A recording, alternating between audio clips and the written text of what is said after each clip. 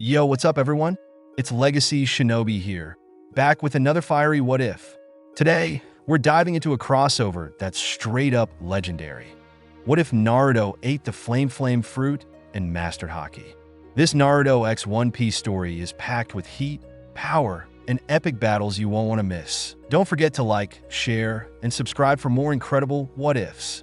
Alright, let's turn up the heat and jump straight into the story. GG just makes it too easy. Landing on the ground in the middle of the forest, Naruto laid the forbidden scroll down on the ground and sat down near one of the trees to rest. Perverted old man. The Oiroke no Jutsu, sexy jutsu, gets him every time. He snickered. He even managed to get away from the Umbu. If he could paint the faces of every single Hokage face on the mountain, wearing an orange jumpsuit in broad daylight, and lose any ninja coming after him other than Iruka, then he could escape 4 Umbu in the Hokage office. Hell, even the old man once joined in one of the chase. After having a few minutes of rest, Naruto went up to scroll and opened it up with sparkles in his eyes. Alright, time to learn me a new jutsu and pass the secret graduation exam that Mizuki sensei told me about Databeo. He exclaimed, going through the list of jutsus in the scroll. The Kage Bunshin no Jutsu? Sado Krone Jutsu? Hinno. I already suck at the Bunshin no Jutsu, clone jutsu enough.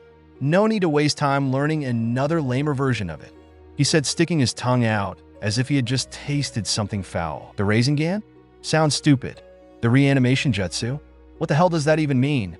Kanagakur Haiden Taijutsu Oji. Sanzangaroshi? 3,000 years of death. Now that sounds cool. Damn it, you need to know the Kage Bunshin no Jutsu. Wait, what's this? After going through a list of many jutsus, Naruto came across a strange seal. Now, he knew how seals worked. You smeared your blood across it, and voila. He just hoped his blood was good enough for the seal. Biting his thumb and performing the hand sign shown on the scroll, he slammed his hand on the seal, and a poof of smoke was heard as a cloud of smoke got right in his face. Coughing and waving the smoke away, when Naruto opened his eyes, he found a small wooden chest on the scroll. Curious, he opened the chest and found the most bizarre and exotic-looking fruit he had ever seen in his life. The fruit was as big as a cantaloupe, and yet it looked as if it was decorated in flames and embers. Naruto looked at the fruit puzzled, turning it over many times and inspecting it. What's a fruit supposed to be doing in a scroll for forbidden jutsu? Oh well, bottoms up. And so Naruto took a bite out of it and almost spit it out in the process. This is the most disgusting thing I've ever tasted. It tasted as if he was eating roasted piles of garbage, but he kept on chewing. Who knows? Maybe Mizuki-sensei was already testing him? Tears leaking at the corner of his mouth due to the taste, Naruto did something that would forever change his entire life. He swallowed. At first, nothing seemed to happen, but then he clutched his head in pain, something seemingly attacking it before he was assaulted by a vision. Did you guys know? When men share drinks together, they can become brothers. In the forest, a little kid, even younger than Naruto currently was, poured sake on 3 red sake cups down on a tree stump. The kid had obsidian eyes and wavy black hair that refused to cover his forehead. A grin stretched upon his freckled face. Brothers?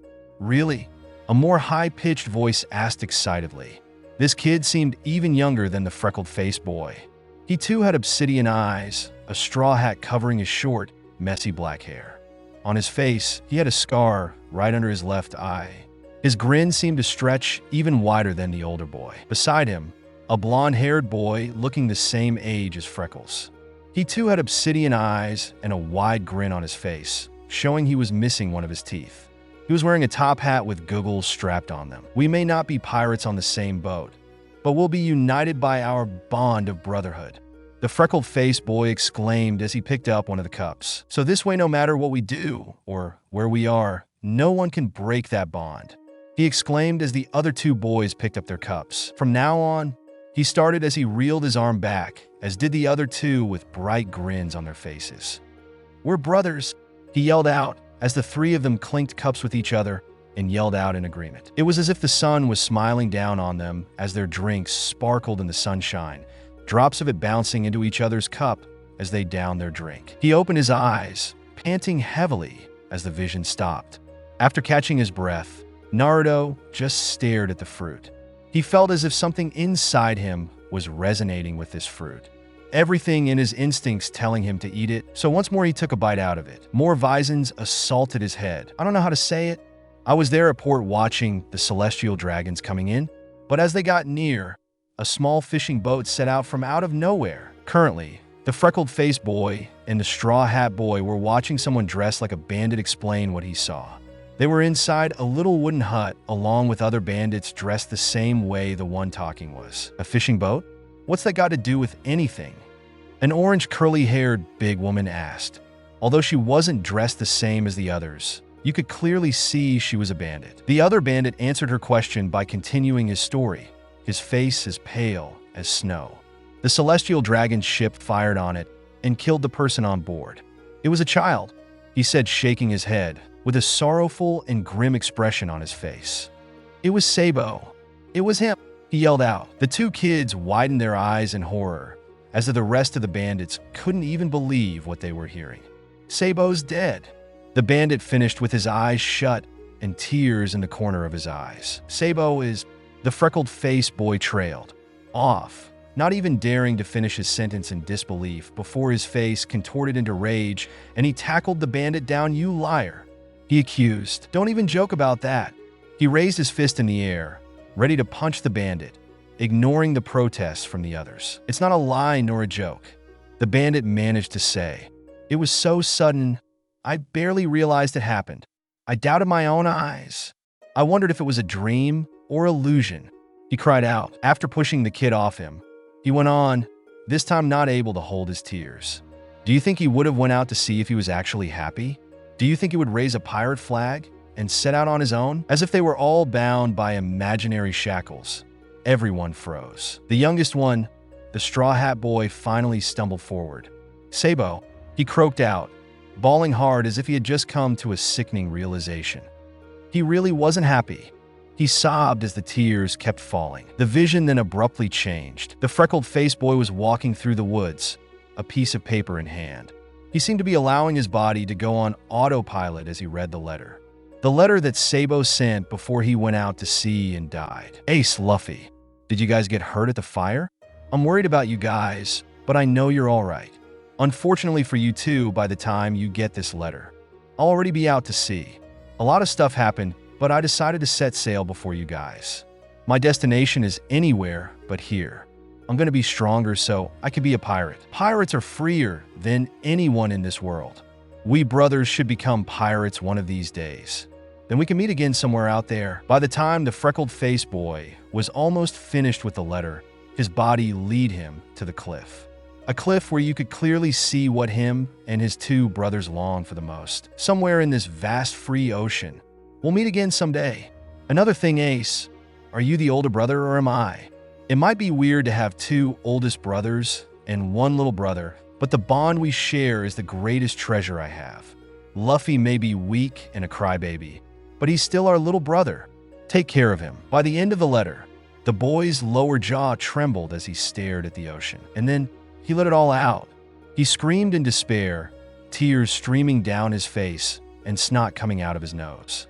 He screamed at the world for taking away his brother, and he cried in sorrow for Sabo, for the dream that his brother wouldn't be able to fulfill. As Naruto ate the fruit, he would get visions mostly of the freckled-faced boy. He watched as the boy grew up and became a strong pirate. He watched as he gathered his own crew and made a name for himself. He watched as he fought a fishman, Jinbei, for 5 days and nights. He watched as he was defeated and welcomed with warm arms into the crew of a pirate named Whitebeard. Shoving what was left of the fruit in his mouth, Naruto had one last vision. Was it good that I was born? All sound from the battlefield went silent as the now grown-up freckled face boy asked that question aloud, dying in his little brother's arms with a fist-shaped hole in his chest. Nobody wanted me. It was natural, of course. I can't speak loud enough for everyone to hear, so please pass on what I'm about to say. The younger brother was now filled with dread and horror, realizing this was the last moment he was going to spend with his brother. Everyone, Pops, and you, Luffy, even though I was always a good for nothing, even though I have the blood of a demon in me, The older brother's eyes became misty as he tried with all his willpower to tighten the grip he had on his younger brother with his limp arm. "Thank you." Tears streaked down his face as he sobbed. "Thank you for loving me." With that, his lips, though with effort, quirked up into a smile. He closed his eyes, truly looking as if he was able to look back on his life with no regrets, and fell to the ground. There, now dead on the ground, lay the son of the king of the pirates, the commander of the 2nd Division in Whitebeard's crew, brother of Monkey D, Luffy, and Sabo. There lay poor Gasti. "Ace!" Naruto muttered as he opened his eyes in astonishment. He had just looked through the life of one of the men who had eaten this disgusting, yet apparently powerful devil fruit. He looked at his hand and stared at it for a while. Now he had ended up eating the Mera Mera no Mi. Well, damn, he had a lot to live up to if he even wanted to come close to Ace's level. He clenched his fists as fire covered his hand. He panicked at first, but after realizing the fire didn't burn him, he just stared at it until he broke out into a large grin. He was sure he could pass the secret graduation exam now. "So there you are." He heard a voice call out. He blinked before he quickly put out his flame and turned around to see Iruka looking extremely irritated, rubbing his head with a sheepish smile on his face. Naruto could only wonder how long he had spent looking through the visions of Ace. "Dang, you already found me? I didn't even get to practice yet," he whined. Iruka's face went from irritated to surprised. "Practice?" Naruto only grinned in response. "Yeah, I swear when you see what I can do, I'll definitely pass this exam and finally become a ninja databeo, and maybe I can go out and see the world," he thought. Iruka looked confused by his words. "Pass the exam? Naruto, what are you talking about?" he questioned. "You know, the exam." "No need to pretend, Iruka-sensei. Mizuki-sensei told me everything. He told me if I could learn something from this scroll, then I could graduate. He even told me about this place." Iruka looked on in disbelief as he started to put the pieces together. "Mizuki? But then that means dash," turning back after hearing the sound of kunai flying through the air. He pushed Naruto out of the way, and the kunai all dug into his skin as he was pushed back against the wall of wooden hut. "I'm surprised you were able to find this place, Iruka." There, standing on a tree branch with 2 giant shuriken on his back, was Mizuki. "I see. So that's how it is," Iruka managed to say after realizing Mizuki was the rumored traitor in the ranks. Naruto could only look between the two in shock, clearly not understanding what's going on. "Naruto, give me the scroll," Mizuki demanded coldly. Wait, what the heck's going on here?" Naruto asked in shock. Panting heavily and pulling the kunai out of his leg, Iruka never took his eyes off Mizuki as he warned Naruto. "Naruto, don't give Mizuki the scroll. That scroll contains forbidden jutsu in it. That's why it was sealed. Mizuki used you, so he could have the scroll to himself." Naruto shifted down into a battle stance, looking like an angry predator as he glared at Mizuki. "What?" Mizuki only looked back at him with a smirk. "Naruto, Iruka is only afraid of you holding Thag's scroll." Naruto released Mizuki from his glare as he became confused, turning his head to look at Iruka. "That wasn't true, right?" Iruka wasn't the same as the everyone else who despised and feared him for no reason, right? "What are you saying, Mizuki? Don't let him fool you, Naruto." Iruka denied. Fool him? He didn't even know what to believe anymore. What was even going on? But Mizuki only laughed at Iruka mockingly. "I'll tell you the truth, Naruto." Hearing that, Iruka started to panic. "Idiot, don't do it." Mizuki merely ignored him. 12 years ago, a certain rule was made.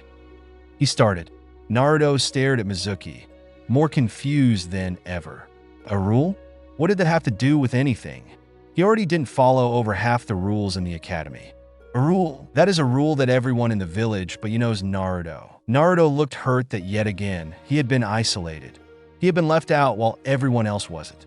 He didn't care whether it was petty or not. The point was he was left alone again. "Everyone but me? What is it?" he demanded to know. If anything, Mizuki's smirk only seemed to widen. "Stop it, Mizuki," Iruka begged desperately, but it was already too late to stop now. "That rule forbids anyone from telling you that the Kyuubi didn't die 12 years ago, but was instead sealed in you. In other words, You are the Kyuubi who killed Iruka's parents and destroyed the village all those years ago. Naruto felt like he just had his whole world flipped upside down. He barely heard Mizuki point out the fact about how strange it was for everyone to hate him. He thought back to all these 12 years of his life, everything he had to endure. The beatings from everyone in the village, the insults and glares he always got, getting kicked out of the orphanage, crying because he was scared of the scary stories he heard, and developing a phobia of ghosts because nobody was there to tell him they weren't real. All that was because he was different. He finally understood now. Naruto Uzumaki never existed. All that the village ever saw was the Kyuubi, gritting his teeth. A burst of fire escaped him and spun around him wildly as he closed his eyes and tried to deny it all. No. The two other ninja had to cover their eyes due to the brightness of the flames and the heat. What the? Don't tell me the blasted Kyuubi, brat, already went berserk, taking one of the giant shurikens. Mizuki threw it right at Naruto, which Iruka managed to notice from the corner of his eye. Opening his eyes, Naruto noticed the giant shuriken coming at him, and the flames died down as he panicked and tried to get away. Duck Naruto. Following the advice, Naruto ducked his head down and heard the shuriken pierce through flesh, but not his flesh. Naruto stared wide-eyed at Iruka, who covered Naruto and let himself get hit by the shuriken. But why? Iruka could only look at Naruto with sadness and understanding. Because we're the same. When my parents died, people stopped paying attention to me and stopped supporting me. So I ended up doing stupid stuff to make people notice me. It was so lonely. Much to Naruto's shock, Iruka started to cry. It must have hurt Naruto. You've suffered a lot on the inside, haven't you? He choked out. I am sorry. If only I had been more responsible. Maybe you won't have suffered so much. He wanted to believe him. He really did. Don't make me laugh. Iruka has always hated you ever since you killed his parents. He's just saying these things to get the scroll, but he didn't know what to believe anymore. Who to trust? Getting up, Naruto ran as far into the woods as his legs could take him, ignoring Iruka's calls. All he did was run. Line break, Naruto panted heavily as he rested by one of the trees, all the while pulling his hair in frustration.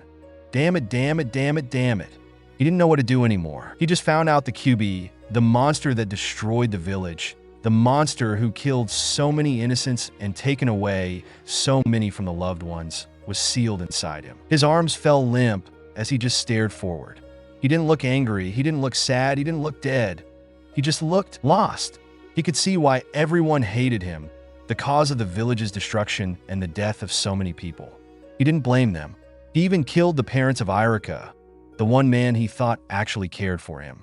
Now he was sure Iruka was just like all the other villagers. He always thought Iruka was different from the rest because everyone just hated him for no reason, while Iruka seemed to act so kind and compassionate towards him. It made him feel so happy to know someone cared. Now though, he knew Iruka had a reason to hate him. A reason to want him dead and act like all the other villagers. Could he have been faking the kindness? Probably. Was it good that I was born? He asked nobody as he looked up at the sky. He couldn't help but ask the same question Ace always did. He was sure Ace found his answer. There was no way he would die in the arms of his little brother with a smile on his face otherwise. Now he needed to find his answer. He needed to know. Gah! Hearing a cry of pain, Naruto tensed before looking past the trees and saw Iruka laying down, looking exhausted by the injuries he got. Mizuki got up from his spot on the ground, where he had been tackled turned towards Iruka. Iruka, why are you helping the demon who killed your family anyway? I won't let you have the scroll. Iruka answered, causing Naruto to tighten his grip on the scroll as his eyes held rage in them. Was that all he was doing right now? Protecting the scroll? Loath he admitted Naruto was actually starting to understand what Mizuki said. Iruka never cared. That didn't mean Naruto liked Mizuki any better though. Fool, don't you know he's the same as me? Iruka raised an eyebrow at that, clearly not understanding. The same? The Chunin instructor questioned as Mizuki smirked. That's right. Anyone who has that scroll can do whatever they want with it. There's no way that monster won't take advantage of the scroll. Naruto awaited what Iruka had to say. Whatever he said next would finally show Naruto what he really thought of him. Yeah, the demon would do that, wouldn't he? He asked rhetorically. Naruto grimaced. He honestly was hoping he was wrong, that Iruka really did care. All that time, all that kindness Naruto was shown was nothing but a lie. But not Naruto.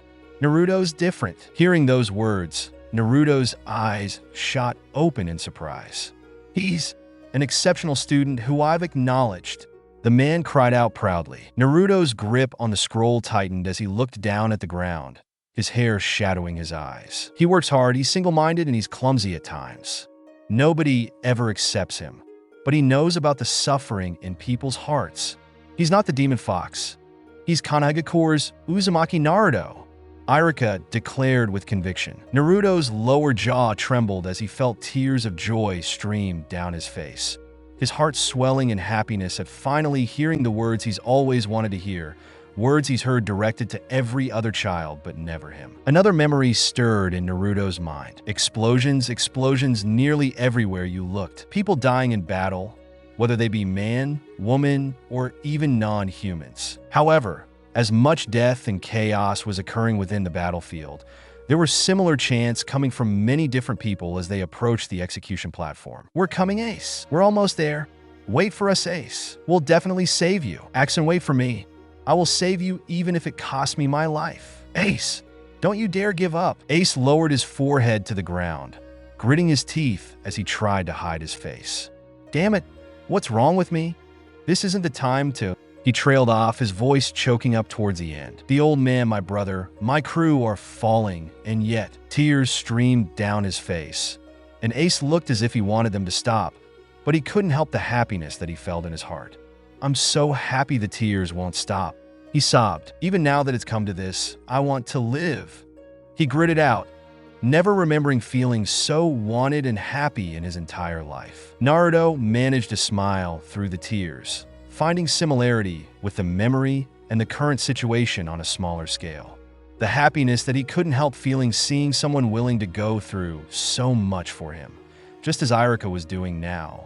It was indescribable. He heard Mizuki talk about dealing with Iruka, and his eyes darkened, like how he was going to let that bastard touch him. Coming out of his spot in the trees, Naruto rushed up to Mizuki and kneed him in the face, causing Mizuki to throw the giant shuriken that was meant for Iruka in an entirely different direction. "I won't let you lay a hand on Iruka Sensei, you bastard. I'll kill you," he stated with murder in his eyes. "Shut up. I can take care of a brat like you in one blow," the traitor boasted arrogantly. In response, Naruto smirked and raised his hand up. "I'd like to see you try." Suddenly, his hand burst into flames, surprising Iruka and Mizuki greatly. No hand signs, and such nature manipulation. Just what did Naruto learn from the scroll? Iruka wondered in awe. Once again, Naruto rushed at Mizuki, the latter getting into a defensive stance despite the flames on Naruto's hand. "Sorry about this, Ace. I'll be borrowing your signature move, the move that made you known all across the world. This is going to be my first step forward." Reeling his fist back, the flames dimmed down and concentrated all around his fist. Heiken, Fire Fist. Naruto, with all his might, punched Mizuki, and all the flames concentrated in his fist burst out in front of him, effectively burning Mizuki to ashes as he screamed in agony. Anyone and everyone from the village was able to see the bright, hot flames that almost made it seem like it was morning. Panting, Naruto put his hands on his knees to try and regain his breath. When he looked at the direction of his attack, he became shocked. Anything in the direction of his attack was burnt to a crisp. Even the ground underneath the attack was burnt, leaving a long ditch that stretched out for at least dozens of meters. He looked at his hand once again and produced a small flame before it flickered out. So this is the power of the Mera Mera Nomi, he thought in awe. "Naruto!" He heard Iruka call out. Turning back, he saw Iruka with a shocked expression on his face, before he smiled gently at him. "That was something else. You've gotten a lot stronger than before. We'll talk about your first kill with Hokage-sama. Come over here and close your eyes." Although confused, he did as he was asked. After a few minutes went by, Naruto started to become impatient. "Iruka-sensei, are you finished yet?" He received no response at first, but then Iruka told him that he could open his eyes. After doing so, Naruto noticed that for some reason, Iruka was no longer wearing his headband, and he was holding on to Naruto goggles. "Actually, when did those come off?" "Naruto, congratulations on graduating. At first, Naruto was lost. He graduated? Then where was his Hitai? 8.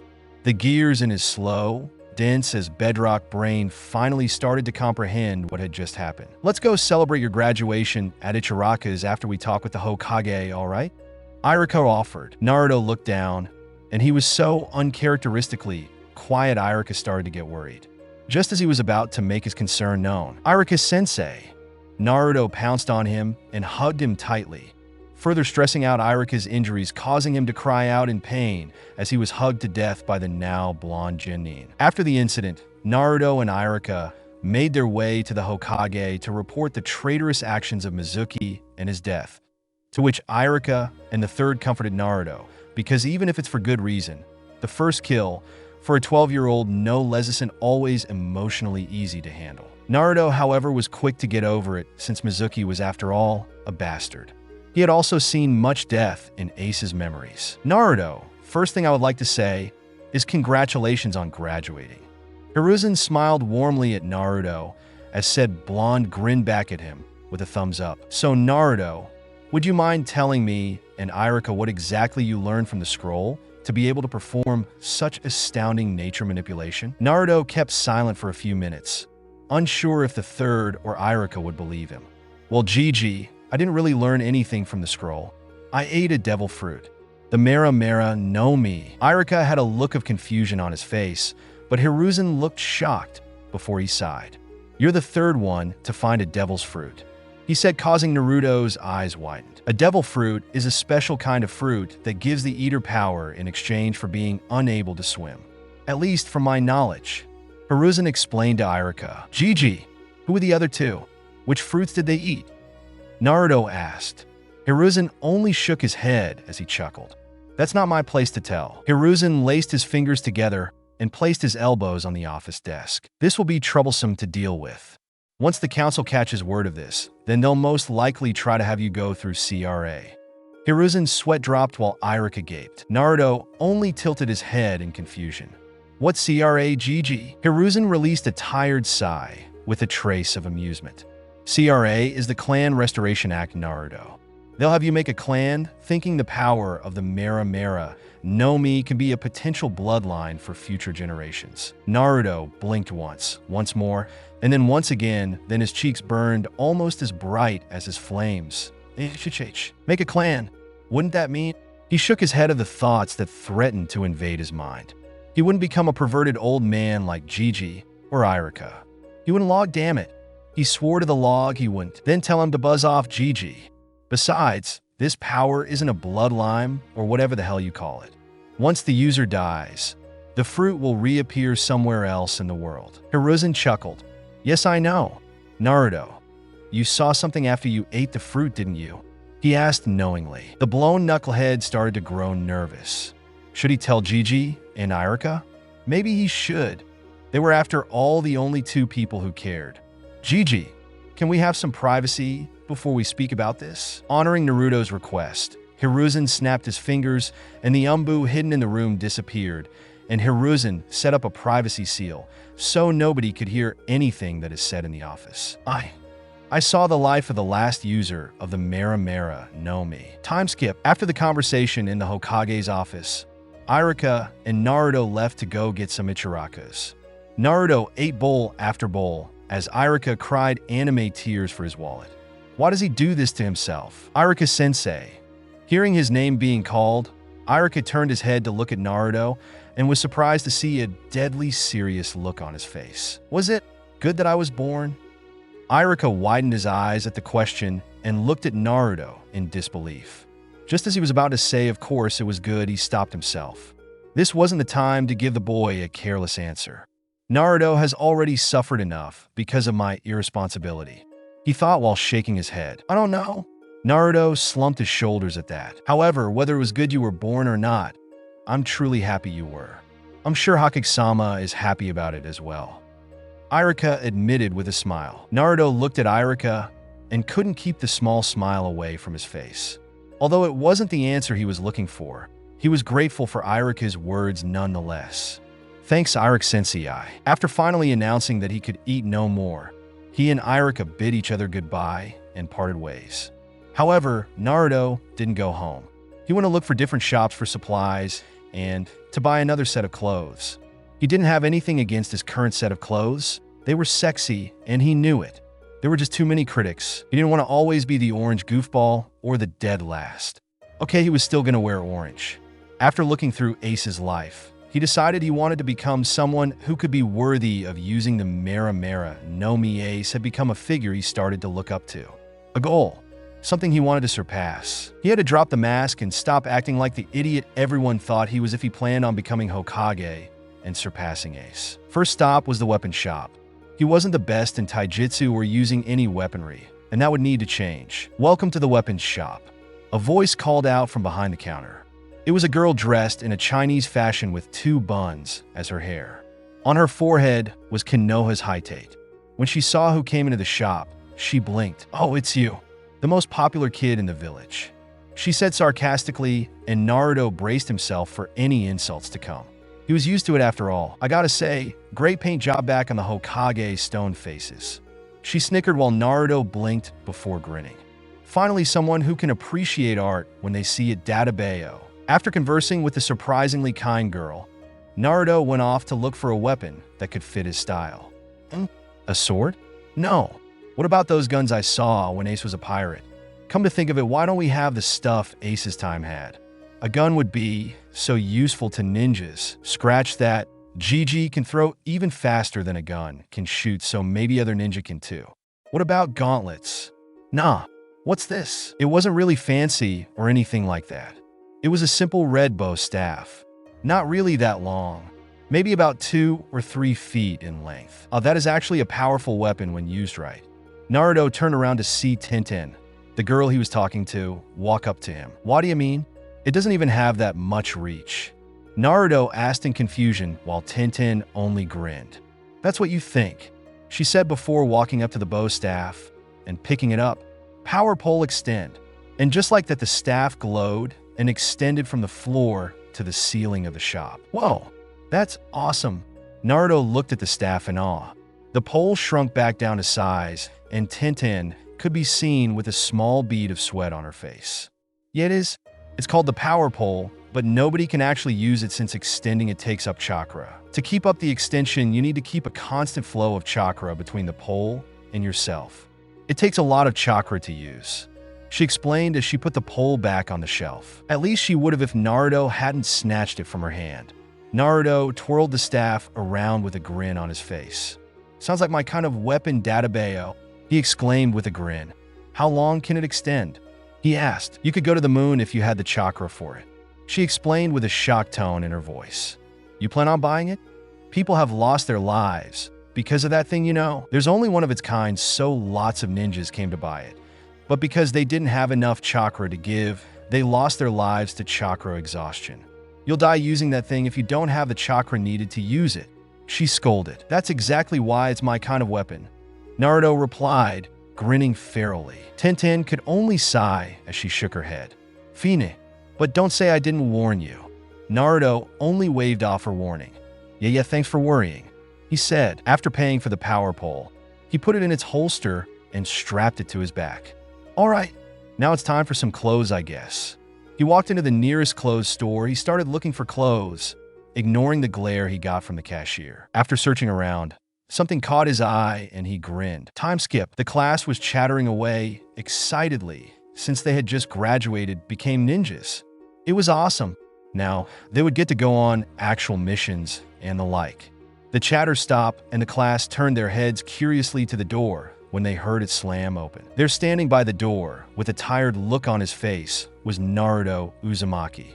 But much to the class's surprise, he actually didn't dress like an nin. This pic without the tail and ears with Ace's hat, Konoha height on his arm, and power pole on his back. Naruto walked up to the nearest seat, which so happened to be the one right next to Sasuke, a fact which enraged the fangirls who were arguing about who was going to sit next to the Uchiha. "Hey, what are you doing sitting beside Sasuke?" Naruto blinked before turning his head to look at who yelled at him and sighed. It was the damn Banshee, Haruno Sakura. "Calm down, you Banshee.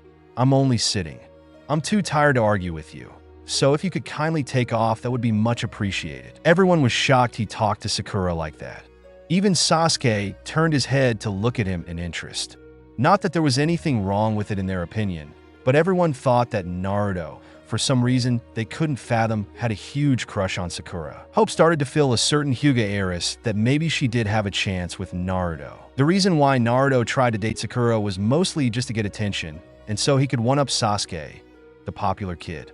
Now that he dropped the mask, Naruto doesn't need to pretend anymore. Fuming, Sakura was about to sock Naruto right in the face until Iruka walked in. "All right, class, take your seats." Sakura glared at the visage of a smirking Naruto, but returned to her seat nonetheless. In the corner of his eye, Naruto caught Hinata staring at him and turned to look at her. He smiled and waved at her, somehow causing Hinata to go atomic levels of red and passing out right then and there, confusing the blonde. Did I do something wrong? He wondered. Iruka explained to them about how they were now full-fledged ninjas and that they were going to be working in 3-man/woman gender equality, right? PPL? Cells. Team 7. Uzumaki Naruto. At the mention of his name, Naruto perked up. Haruno Sakura. Then he groaned as Sakura glared at him.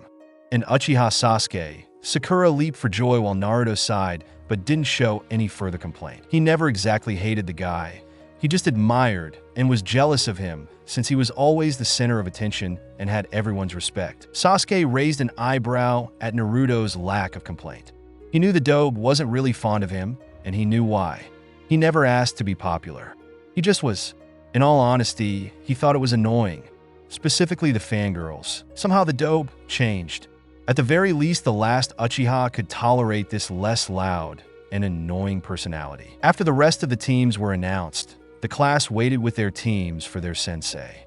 Each sensei for each team showed up until all that were left was Team 7. After about 3 hours of waiting, Naruto sighed in annoyance. "Our damn sensei hasn't even shown up yet. I'll teach him what happens when you're 3 hours late." He grinned as Sasuke sighed. "Scratch that. The dobe would never fully change. It was a simple prank, really. All there was to it was a chalkboard eraser falling on the Jounin sensei when he opened the door." Sakura looked at the chalkboard eraser in disbelief, while Sasuke only glanced at it. There's no way a Jounin would fall for something like that, right? Lo and behold, as the door opened and a head of silver hair popped up, the chalkboard eraser fell, and to Sakura and Sasuke's disbelief, hit the Jounin's head. Sakura and Sasuke looked shocked that the prank actually worked while Naruto snickered. The Jounin didn't move his head for a while before he looked at the three and close-eye smiled. "How do I put this? My first impression of you guys as well. I hate you," he said simply. "Meet me on the roof of the academy building." With that, he seemed to blur out of existence. Time skipped. After walking up to the roof, the three Genin found their sensei reading a book and giggling. They took a seat on the stairs as their sensei noticed them and shut his book. "Let's see. Why don't we introduce ourselves?" he stated as Sakura for some reason looked confused.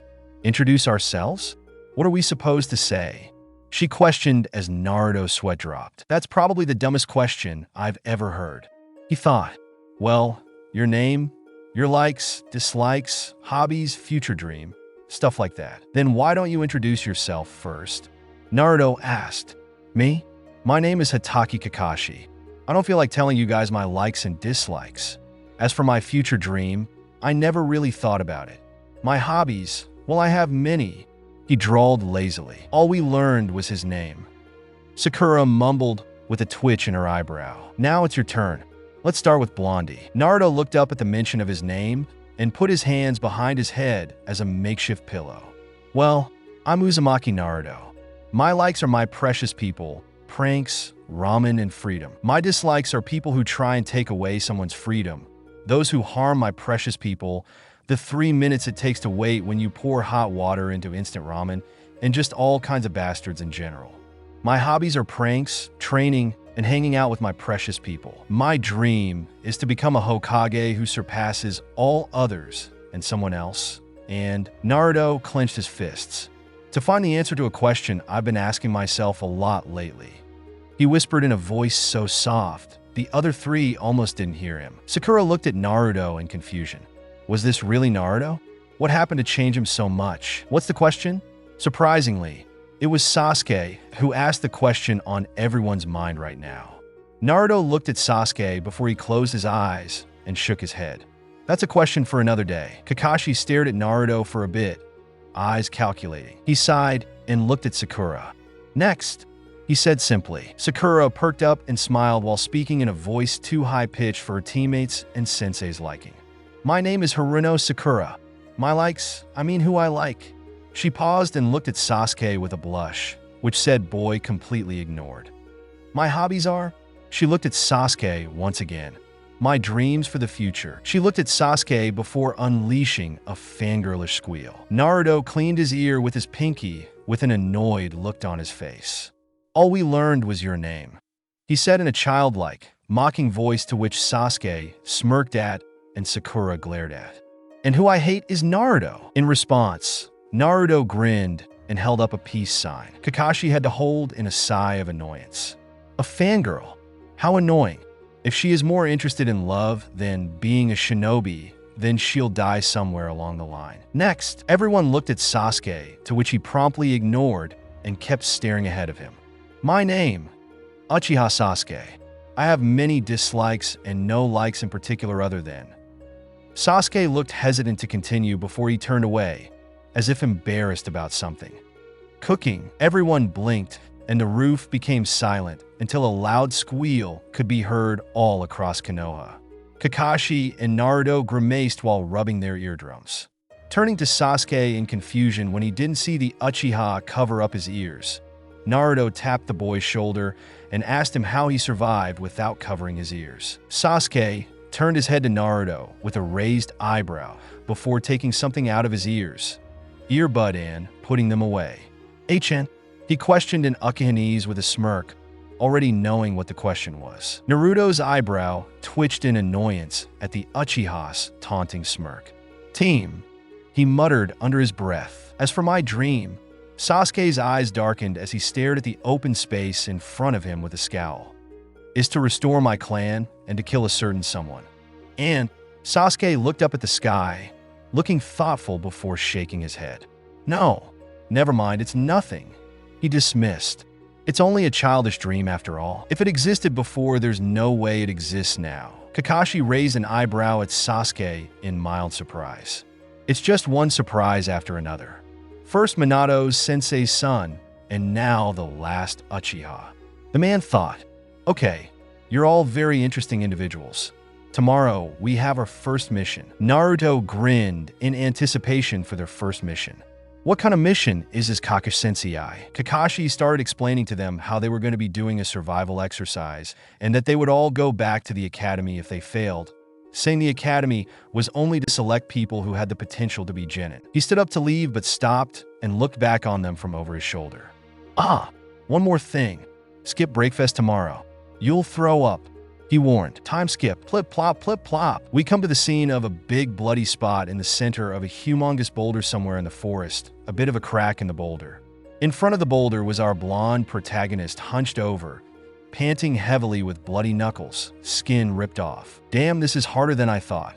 His knuckles hurt badly, with so much as a twitch. Even so, he raised his hand up and made a fist, charging to strike the boulder despite the pain.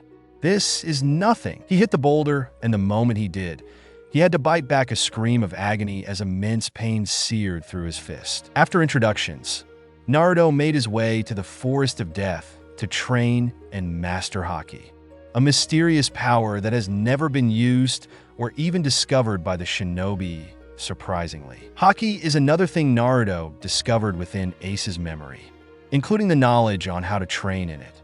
It was the power of your will. Unfortunately, he didn't know how many years it would take for him to learn Haki and whether or not he had conqueror's Haki. So far, he had been training in armament Haki to the point where his knuckles started to bleed. He had been punching the same damn boulder for hours without a break. He hadn't made any progress in armament Haki, although he did manage to crack it a little bit. Armament Haki. Anyone who masters it can coat their limbs, weapons, projectiles, jutsu, or even their own bodies with their will like a suit of armor. The more powerful the will, the more powerful the coating. Observational Haki.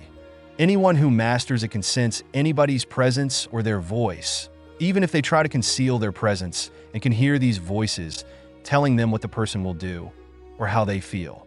It can even serve as a lie detector. Conqueror's Haki. You cannot obtain it through training. Instead, you must be born with the ability to use it. It lets you force your will onto others and intimidate them to the point they pass out if they have a weaker will than you. It can also tame animals if you have enough control over it. Those who have it are said to have the qualities of a king. Naruto. The voice startled Naruto, and when he turned around to face the voice, he winced in pain. He was shocked, however, when he saw Shikamaru. However, Shikamaru was littered with bruises and wounds all around his body for some reason. Not to mention, he had a blind fold tied around his forehead. Shikamaru? What are you doing here? Shikamaru ignored the question and stared at Naruto's hands. He then looked at the bloody boulder. Naruto, why are you punching a boulder so hard to the point where your knuckles are bleeding and your skin is ripped off? He asked with narrowed eyes as Naruto chuckled nervously. Well, training? What kind of results are you expecting from that stupid training method?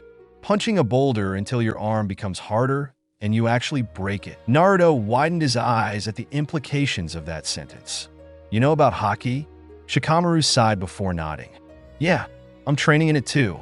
I'm training in observational Haki, only though armament isn't for me, and no way am I able to use Conqueror's Haki. Naruto grinned at Shikamaru excitedly. A grin the lazy Nara did not and would not share. Awesome. Maybe we can train together. Does anyone else know? Only my parents, Choji, and Hokage-sama. Nobody else knows. Shikamaru grabbed Naruto's arm, making Naruto wince. That's not important right now, though. You need treatment, he said firmly. Time skip. After taking a trip to the hospital to get Naruto treated, which the staff were hesitant to do and probably wouldn't have if Shikamaru wasn't though both Genin were on their way home, since it was dark now. Troublesome. So you ate the Mera no Mi and saw the memories of its last user? I didn't know the devil fruits did that. At least mine didn't. Probably because it was an artificial one made by Vegapunk. Naruto blinked in confusion. Vegapunk. Shikamaru sighed at his friend's cluelessness, though he couldn't really blame him. Vegapunk was a genius scientist Naruto. He found out how a devil fruit transfers its powers to the eater, and has performed numerous experiments and created plenty of failed artificial devil fruits in the process. He paused and made sure Naruto was listening, and to his surprise, the academic failure actually was. Through trial and error, Vegapunk was actually able to produce a paramecia devil fruit. Mine, the Kage no Mi. It's sort of like a Logia devil fruit, but my body is not shadows itself. It does allow me to have control over shadows, though. Of course, there are still flaws, but it's powerful when accompanied by my clan's jutsu. It seemed making an artificial devil fruit that changes a person's molecules proved to be too difficult for him at the time. Whether he did or did not create an artificial Logia fruit eventually is beyond me, he explained with a shrug. Naruto stared at Shikamaru in shock. Shikamaru, I think that was the most you've ever spoken before. Shikamaru's eyebrow twitched in irritation before he sighed. Troublesome. They reached a fork in the road where they had to split up to get to their homes. Well, I'm going this way. Want to train in the same spot the day after tomorrow. Shikamaru only walked home and waved at Naruto over his shoulder. Lazy bastard. The blonde grumbled before heading home. At least he knew one of the other devil fruit users. Naruto suddenly stopped as he came to a realization. I forgot to ask how he got his fruit. Oh well. I'll ask next time I see him. Time skip. Naruto yawned as he arrived at the training field where he was going to have the survival test with his teammates. Morning. He drawled out lazily towards his other two teammates. Sasuke didn't look the least bit tired while Sakura looked as tired as Naruto did. They waited for about 30 minutes before Naruto got impatient. Oh, damn it. He's late again. I might as well get some training in. He stood up and took out his power pole. Before practicing the katas he read in the scrolls that taught him how to use a bow staff. He also recalled Ace's experience with the weapon when he was a kid. Keeping a constant flow of chakra in the pole while fighting would prove to be more difficult than he thought.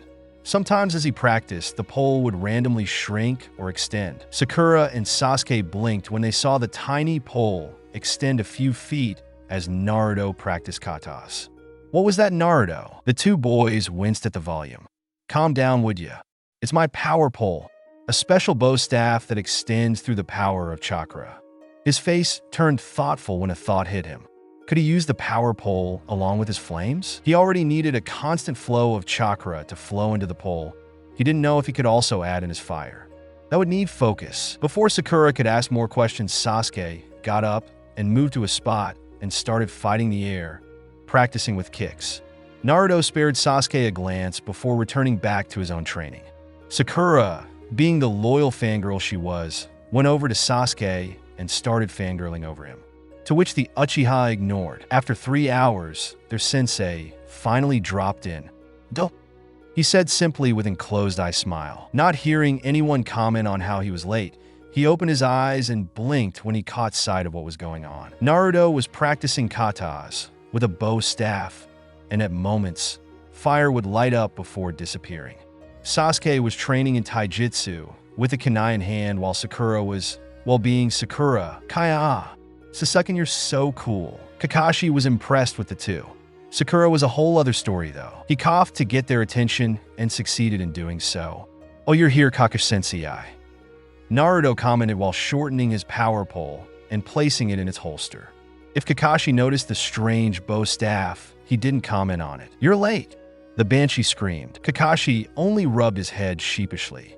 "Well, you see, a black cat crossed my path, so I had to take the long way around." Cricket, cricket. Kakashi coughed into his hand to release the awkward silence and place a clock on one of the logs. "All right, the alarm is set for 12 o'clock. The sound of bells made its way to Team 7's ears, and they saw Kakashi dangling 2 bells in his hand. "Your mission is to try and take these bells from me. Those who can't do it won't get lunch." Naruto let out a manly shriek at that. "They'll be tied to one of those logs and watch as I eat my lunch in front of their eyes." Team 7's stomachs grumbled at the very thought of that. "That was the point for us not to eat breakfast," Sasuke and Sakura deadpanned as Naruto looked downright horrified. Looking closely, even though you really didn't need to since it wasn't far out, Sakura noticed something odd. "Wait, hold on. There's only 2 bells, Kakashi-sensei," she pointed out. Kakashi gave her a closed-eye smile. "There are only 2 bells because one of you will fail and be sent back to the academy. Maybe it will even be all 3 of you. You can use your weapons too. Come at me with the intent to kill, or you won't get these bells." "But sensei, that's dangerous." Naruto rolled his eyes at Sakura. Of course it was dangerous. They were shinobi, not scaredy cats. All of a sudden, Naruto felt a shiver run down his spine. The author shook his head and facepalmed up in the realm of the better place. The idiot would regret using the term scaredy cat. That much was certain. Those who bark the loudest usually have no bite. Sakura's eyes twitched at the insult, and she looked like she really wanted to smash the man's face in, but stopped herself from doing so. Meanwhile, Naruto was trying to warm himself up. What was that sudden cold feeling of dread? He wondered. He's a flame man. There's no way he could feel cold. So, why did he just get the chills? "All right, get ready." The 3 genin tensed and looked ready to run away. "Start." The 3 jumped away into the trees as Kakashi looked around. They seemed to be hidden well. He blinked, however, when he saw Naruto in front of him, the genin being in the same spot where he started. "Is there something wrong with you?" the jounin asked with a sweat dropped. "The only thing wrong around here is your haircut," Naruto declared. He took out his power pole and extended it by a few feet before charging Kakashi. He thrusted his weapon at Kakashi, and the jounin only sidestepped lazily. Following through, Naruto swiped his staff towards Kakashi, and the man ducked under it. "Hold still, damn it." He raised the staff up and brought it down towards Kakashi's head only to find the man gone. "I was going to read my book, but after remembering you ate a devil's fruit, I wanted to give you a piece of advice." Eyes widened. Naruto turned his head behind him and saw Kakashi closed-eyed smiling at him with his hands in the tiger seal position, electricity running through them. "Naruto, run! You'll die." He heard Sakura yell surprisingly in concern. "You're not invincible." Kakashi reeled his hands back with a gleam in his eyes. Kanahagakure Hiden Taijutsu Oji. Sanin Garoshi. Hidden Lee Village Secret Finger Technique. 1,000 years of death. He thrust his hands right into Naruto's, but electrocuting Naruto and launching him off in the process. All in all, it looked stupid. Naruto landed on the ground face first. With a groan, he managed to get up and stare at Kakashi. Kakashi raised his hand up and smiled, lightning dancing threateningly across the raised hand. You see, I ate a devil fruit too. I ate the Goro Goro no Mi. It made me a lightning man. I've had the time to also master Haki. I guess you could call me your senior," he whispered in a voice only Naruto could hear, as Naruto began to sweat nervously. "This test isn't as simple as you thought it would be." Naruto stood across from Kakashi, panting heavily with sweat dripping down his forehead. The field was littered with fire and charred grass or dirt. Kakashi was uninjured and completely healthy as he closed-eyed smiled at Naruto. "Aren't you going to run? You're not going to take the bell from me like this, you know." Naruto glared back at him in defiance. "Shut up. I'll never run from a fight," he said in determination. Kakashi sighed at that. A shinobi's specialty is supposed to be stealth, staying within the shadows. We're supposed to run and hide from fights. Finally, he pulled out a book with the title Ica on it, causing Naruto to face fault. "What the hell are you doing? We're in the middle of a fight, you know," he yelled. "Yes, I know. I just don't really care that much anymore. If you still think you can beat me in a fair fight after I've clearly shown you were outmatched, then you have a lot to learn about being a shinobi. If I stopped now, you would go after the other two, wouldn't you?" Kakashi looked up from his book in surprise. From the trees, Sakura and Sasuke were taken aback by the question. "You're fighting me to give the other two time? But I thought you hated them." Seeing the expression on his sensei's face, Naruto smirked. "Whether we like it or not, the three of us are a team. We don't have to always get along to be nakama. We just have to be there to stick up for each other when it matters." It was a strange word to refer teammates as. In fact, it was never used at all. Kakashi raised an eyebrow in amusement, while Sasuke's eyes widened. Nakama, a word often used by pirates. So Naruto really does have knowledge and power from the pirate era? His power does seem to come from one of those famed devil fruit. Not to mention a Logia. Sakura was also left deep in thought, Naruto's words ringing in her head.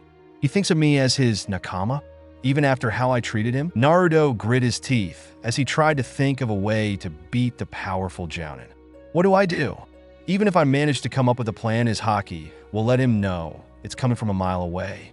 The only way to beat him is to fight faster than he can react, and he can literally become lightning. If he can see it, then he'll react faster than I can dish out. Now he feels stupid for not learning as much as he could from the Forbidden Scroll. He was broken out of his thoughts as he heard a perverse giggle come out of Kakashi's mouth. That son of a... Enraged, Naruto charged Kakashi with the power pole in hand. The pole lit on fire. He raised it over his head with an angry look on his face. "You bastard!" he screamed as he swung down on the